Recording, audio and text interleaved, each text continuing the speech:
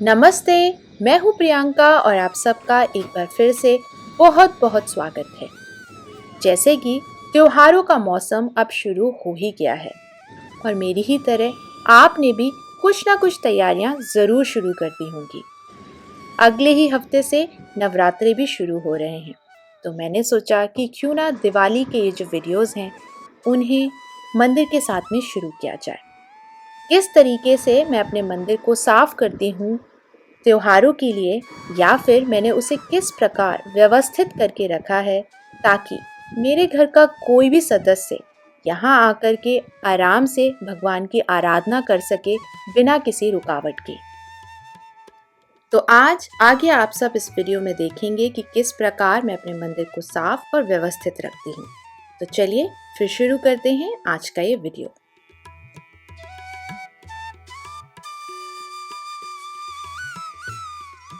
कुछ इस प्रकार मेरा मंदिर अभी लग रहा है। ड्रॉर को जब मैं खोलती हूँ तो आप देखेंगे कि ये काफ़ी ज़्यादा अव्यवस्थित हो गया है, क्योंकि यहीं से हम बहुत सारा सामान गणेश चतुर्थी में उपयोग में ले रहे थे। जोत या फिर दीप जलने की वजह से मंदिर बहुत ज़्यादा काले पड़ जाते हैं, खास तौर से अगर आपका मंदिर सफ़ेद रंग का है तो। मंदिर को साफ करने से पहले जितनी भी आपके भगवान की मूर्तियाँ और तस्वीरें हैं उन्हें कहीं निकाल करके अच्छे से रख दीजिए। मंदिर साफ करने के लिए ऑल पर्पस क्लीनर, स्क्रबर और एक क्लॉथ की जरूरत पड़ेगी। ऑल पर्पस क्लीनर को स्प्रे करने के बाद में स्क्रबर से उसे अच्छी तरीके से स्क्रब कर लें। अब किसी साफ या फिर मंदिर के कपड़े से उसे अच्छे से पोंछ लें। इसी प्रकार बची हुई सारी दीवारों को आपको साफ करना है।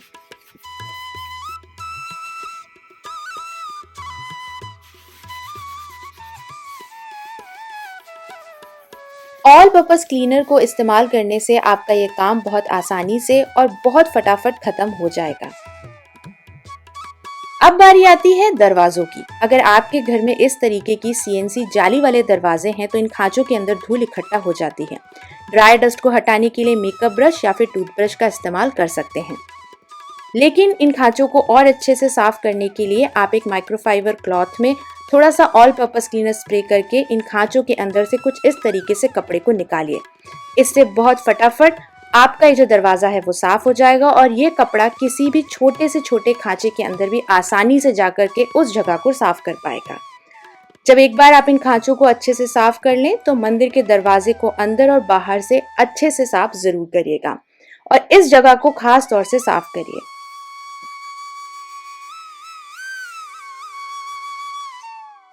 मंदिर को एक तरफ से शुरू करिए। तो अब ये जो दूसरा वाला शेल्फ है मैं उसको साफ कर रही हूँ और उसके बाद में बारी आती है सबसे आखिरी में ड्रॉर की।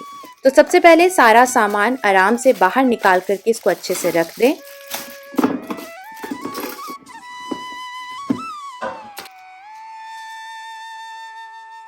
ड्रॉर को साफ करने के लिए वैक्यूम क्लीनर का इस्तेमाल करें और उसके बाद में ऑल पर्पस क्लीनर या फिर गीले कपड़े से ड्रॉर को साफ करके इस ड्रॉर को अच्छे से सुखा लें। शेल्फ लाइनर जरूर लगाएं ताकि आपका जो ड्रॉर है सामान रखने की वजह से गंदा भी ना हो और आपका सामान इधर उधर बिखरेगा भी नहीं।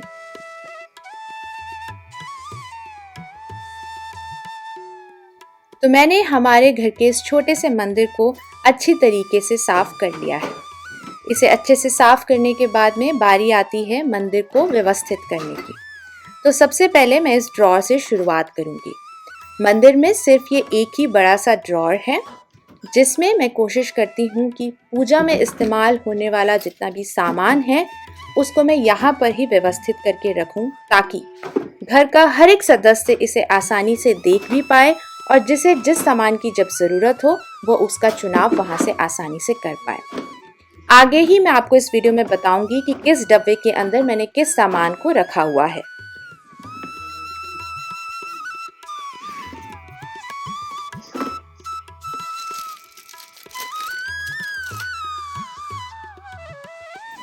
ड्रॉर के ऊपर ही ये शेल्फ है, इसके ऊपर मैं एक कपड़ा बिछा रही हूँ और कोने पर हमारी धार्मिक पुस्तकें जैसे कि भागवत गीता और रामायण रख दूंगी।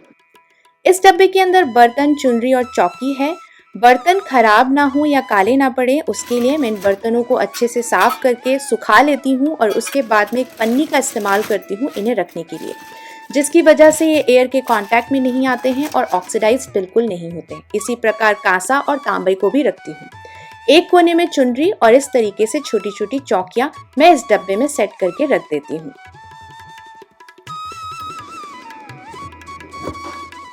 इस डब्बे के अंदर जो भी एक्स्ट्रा धूप बत्ती, अगरबत्ती, धूप, ये सारी चीजें मैं रख देती हूँ ताकि यहाँ से हम इसे रिफिल कर पाए।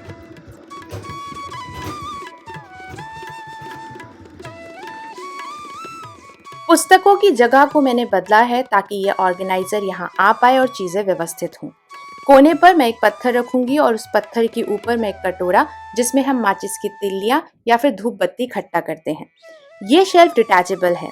मैं इसको ज़्यादा हटाती नहीं हूँ क्योंकि अगर ये शेल्फ यहाँ लगा होता तो आप अच्छे से देख नहीं पाते कि मैंने नीचे क्या क्या चीज़ें रख करके उस जगह को व्यवस्थित किया है। तो सिर्फ इस वीडियो में आपको दिखाने के लिए मैंने उसे हटाया है, बाकी मैं इसे इतना जल्दी जल्दी हटाती नहीं हूँ। अब बारी है मंदिर में भगवान को स्थापित करने की। आप यहाँ पर 4 शेल्फ देख रहे हैं, उस पर मैंने गोटा लगाया है ताकि मंदिर थोड़ा और सुंदर लगने लगे। सजाने के लिए मैं पीछे एक ऊंट की तस्वीर लगा रही हूँ। जिस प्रकार हमको अच्छा लगता है अच्छे बिस्तर में बैठना, उसी प्रकार भगवान को भी अच्छा लगता है जब हम उन्हें अच्छे से किसी बिस्तर में बिठाते हैं। इसीलिए सारे शेल्फ में और चौकियों पर मैं इस प्रकार कपड़ा लगा देती हूँ। ताजे फूल, ताकि जो भी मंदिर में पूजा कर रहा है वो इन्हें इस्तेमाल कर सके। गंगा जल से मैं मंदिर को सबसे पहले पवित्र करूंगी, उसके बाद ही मूर्ति स्थापित करूंगी। मंदिर के दरवाजे पर मैं 2 तोरण टांग रही हूँ इस प्रकार, और अभी दिवाली में काफी टाइम है तो आपको आगे किसी वीडियो में मैं दिखाऊंगी कि मैं इस जगह को कैसे सजा रही हूँ। तो कुछ इस प्रकार मेरा मंदिर लग रहा है जब मैंने इसको त्योहार के लिए थोड़ा सा सजाया है। अब ये आपके ऊपर निर्भर करता है कि आप किस प्रकार की तस्वीरें और मूर्तियां अपने मंदिर में स्थापित करते हैं।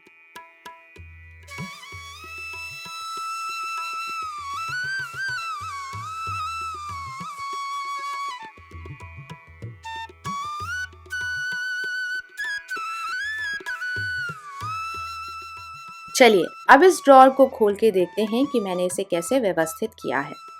कोने में है ये लोहे का डब्बा यानी कि टिन बॉक्स, जिसको अगर मैं खोलूं तो आप इसमें देखेंगे नया सामान जैसे कि कान्हा जी के वस्त्र और कुछ नई मालाएं मैंने यहाँ पर रखी हैं। ये है एक 2 टियर ऑर्गेनाइजर जिसमें कि ऊपर की तरफ मैंने भगवान जी के इस्तेमाल की गई मालाएं रखी हैं, और इसको मैं अगर ऊपर से हटाऊं तो नीचे की तरफ इसमें कुछ खांचे हैं जिसमें कि मैंने कान्हा जी की बांसुरी, कंगन, हार और मुकुट रखे हैं। और पीछे की तरफ नित्यदिन ना इस्तेमाल होने वाली पुस्तकें। इन कांच के डब्बों की अगर मैं बात करूं तो पहले यहाँ पर है धूप बत्ती, यहाँ है कोन धूप, स्टिक धूप, और इसमें है हवन कप्स। और यहाँ पर मैं रखती हूँ गेहूं और जौ, जिन्हें हम पूजा में इस्तेमाल करते हैं। सामने की तरफ नित्यदिन इस्तेमाल होने वाली पुस्तकें, और इन डब्बों को मैंने लेबल नहीं करा है क्योंकि इसमें सारी चीजें अच्छे से दिखती हैं। इस बास्केट के अंदर मैंने रखे हुए हैं बिछाने वाले कपड़े और पीछे की तरफ कान्हा जी के वस्त्र। ये है एक स्पाइस ऑर्गेनाइजर जिसके अंदर मैंने भिन्न भिन्न पूजाओं में इस्तेमाल होने वाली चीजों को रखा है, जैसे कि अबीर, कुमकुम, चंदन, सरसों, लौंग, चावल, कपूर, ये सारी चीजें। इसके साथ में एक चम्मच भी आती है, तो मुझे अलग से हर एक डब्बे के अंदर चम्मच डालने की जरूरत नहीं पड़ती है। ये है पीतल का एक छोटा सा डब्बा, ऊपर के भाग में कपूर। इन छोटी छोटी कटोरियों में नवरात्रे में अग्यारी के लिए जो सामान की जरूरत होती है वो यहाँ पर मैंने रख दिया है। इस डब्बे के अंदर हम रखते हैं भेंट या चढ़ावा। ये एक टॉफी का पुराना डब्बा है जिसमें मैंने वॉलपेपर लगा दिया है। पीछे की तरफ इसमें हमने रखा हुआ है गंगा जल, और इसमें हमारा नित्यदिन इस्तेमाल होने वाला सामान। तो कुछ इस प्रकार मैंने इस ड्रॉअर को व्यवस्थित किया है। ड्रॉअर के ऊपर है ये शेल्फ, यहाँ पर एक लाइटर। मैं एक छोटा लाइटर देख रही हूँ लेकिन मुझे अभी तक एक अच्छा लाइटर नहीं मिला है। ये है एक बैम्बू ऑर्गेनाइजर जिसे मैंने होम सेंटर से लिया था। इस डब्बी के अंदर नए और पुराने धूप स्टैंड। इस डब्बी के अंदर हमने रखे हैं जायफल, जो हमें रामनवमी या फिर नवमी वाले दिन नवरात्रि में इस्तेमाल में आता है। इसमें है इत्र, यहाँ पर है घंटी प्रसाद और इसमें हम रखते हैं गंगा जल। और ये है हवन कप का स्टैंड और यहीं पर जो एक छोटा लाइटर मुझे मिलेगा उसको भी मैं यहाँ पर ही रख दूंगी। और ये है हमारा रोज इस्तेमाल में होने वाला सामान, जैसे कि माचिस, रुई, घी और हमारी धूप स्टिक्स।